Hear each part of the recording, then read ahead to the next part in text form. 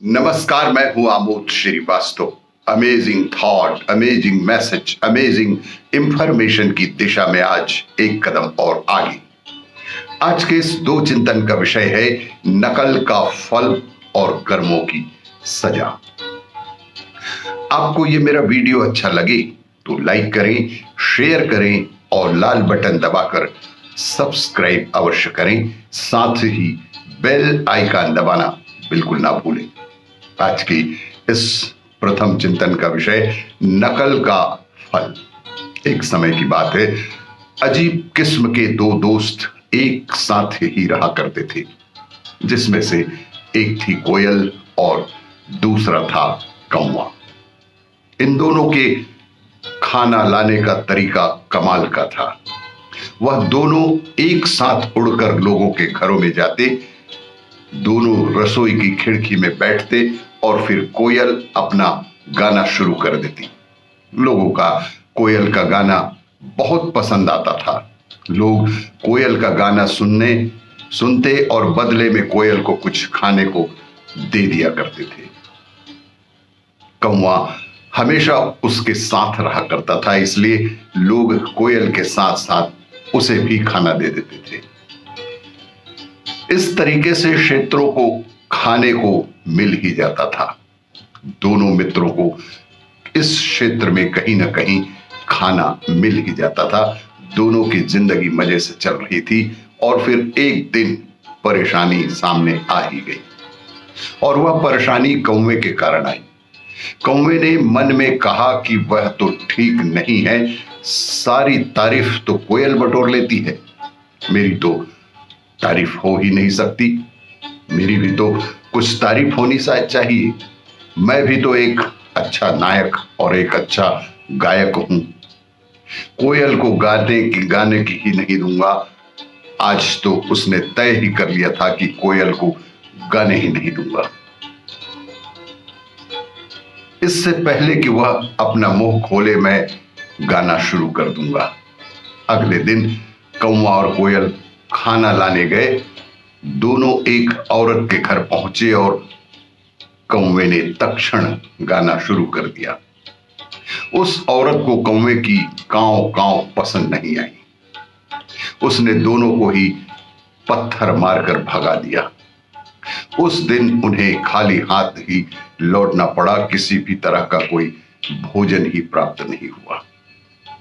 कोयल ने कौवे से कहा कि आज तुमने मेरे साथ बहुत बुरा व्यवहार किया है। अब से हमारे बीच की दोस्ती खत्म। और कोयल उड़कर अन्यत्र चली गई।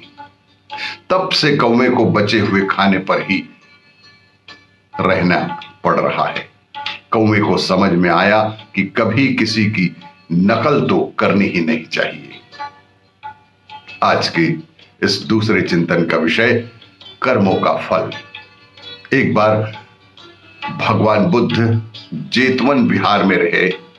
भिक्षु चक्षुपाल भगवान से मिलने के लिए आए। भिक्षु चक्षुपाल अंधे थे। एक दिन बिहार के कुछ भिक्षुओं ने कुछ मरे हुए कीड़ों को चक्षुपाल की कुटी के बाहर पाया और उन्होंने चक्षुपाल की निंदा करनी शुरू कर दी। उन्होंने इन जीवित प्राणियों की हत्या की। भगवान बुद्ध ने निंदा कर रहे उन भिक्षुओं को बुलाया और पूछा कि क्या तुमने भिक्षु को कीड़े मारते हुए देखा है? उन्होंने उत्तर दिया, नहीं।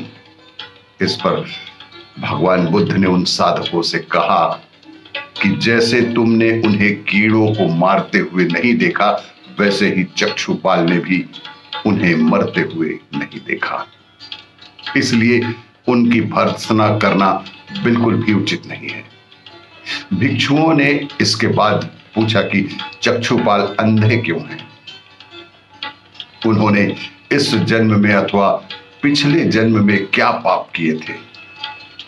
भगवान बुद्ध ने चक्षुपाल के बारे में कहा कि वे पूर्व जन्म में एक चिकित्सक थे।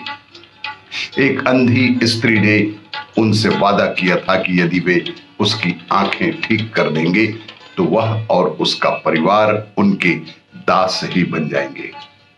स्त्री की आंखें ठीक हो गई, पर उसने दासी बनने के भय से यह मानने से इनकार कर दिया।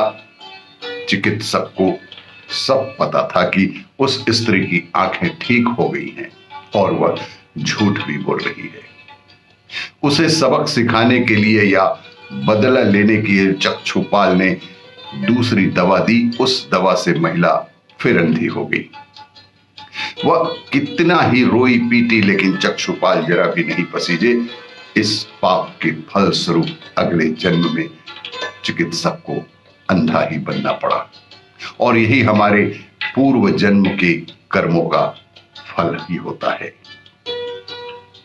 आपको ये मेरा वीडियो अच्छा लगे तो लाइक करें, शेयर करें और सब्सक्राइब अवश्य करें। धन्यवाद।